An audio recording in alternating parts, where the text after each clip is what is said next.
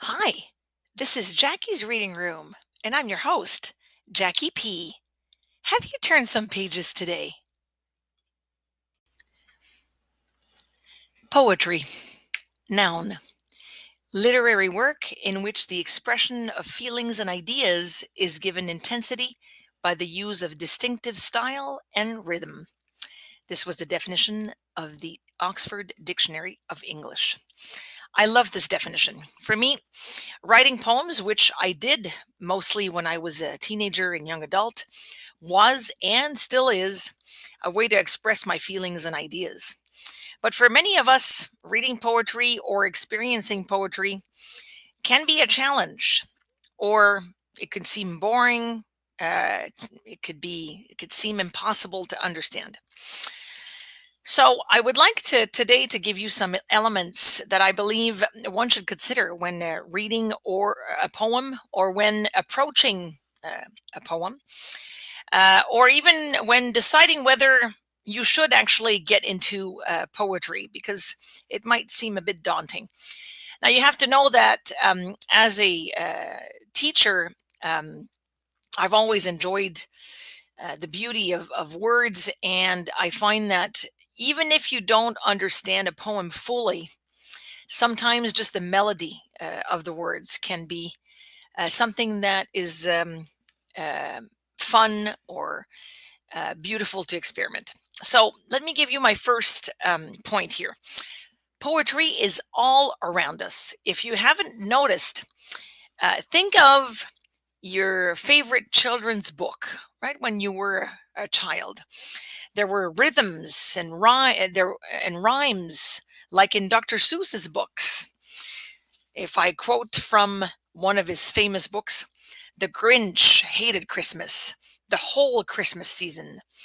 Now, please don't ask why. No one quite knows the reason." Children love the rhythm of poetry, and so in many children's books, you'll see that, and it's an easy way to enjoy it yourself, and maybe even share it with some young people in your life.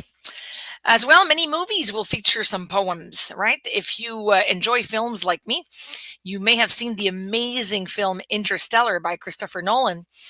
And you may remember that in the film, Michael Caine's character recites part of the poem "Do Not Go Gentle Into That Good Night" by Dylan Thomas. And let me quote that section that he does in the film.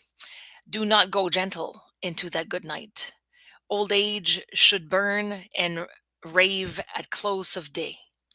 Rage, rage against the dying of the light." I think Michael King does it much better than me, but you can actually find that on YouTube. So you see that right there, emotions, feelings, ideas are conveyed through the poems.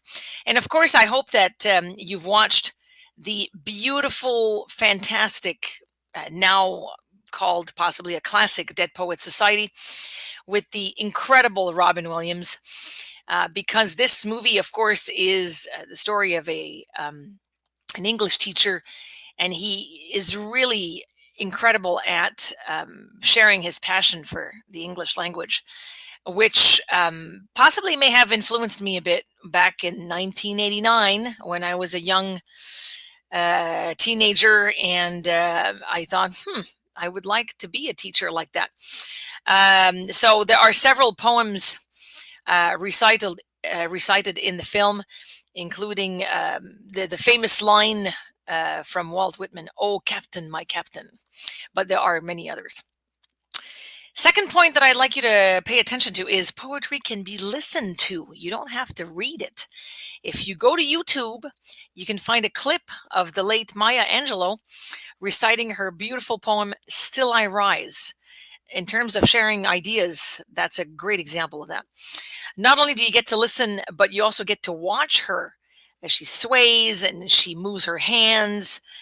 She smiles. She even laughs. It's so powerful. It feels like you're right next to her. She's one of my favorite people, I guess I could say that.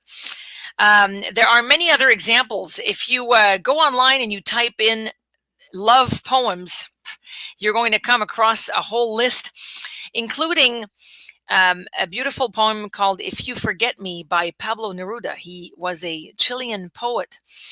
And for those of you, I'm going back to movies because I'm not only am I a big reader, but I love film and TV series. And there was a film called Il Postino that talked about the life of Pablo Neruda. And on the soundtrack, you had many famous people reciting some of his poems in English. And I talked about translation before, and translating poetry is possibly one of the hardest things to do. But in this case, Pablo Neruda's poetry is, I believe, just as beautiful in English as it is in Spanish. Another one that you might find on YouTube is Rupi Kaur reading from her book, The Sun and Her Flowers, or the one I have here in front of me, Milk and Honey, which I really liked. I'm going to read you an excerpt. Rupi Kaur has very, very short poems. Sometimes the poem has 2 lines. This one has 4, so it's a bit longer. It wasn't you I was kissing. Don't be mistaken. It was him on my mind. Your lips were just convenient. Isn't that powerful? Just 4 lines, just a few words. I love it. But then again, it depends. This might not be your thing, but you have to find your own thing, I guess. And my third point would be is there's a poem for that. Whether you feel angry, you feel sad, you feel you're in love, there are poems out there that will convey that feeling that you're experiencing. You can find many famous poets online. The written version you'll also find people reciting them.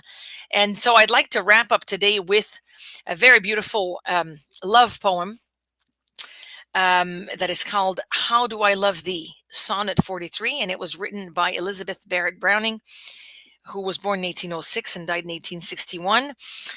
She was from England, and she was actually quite well known.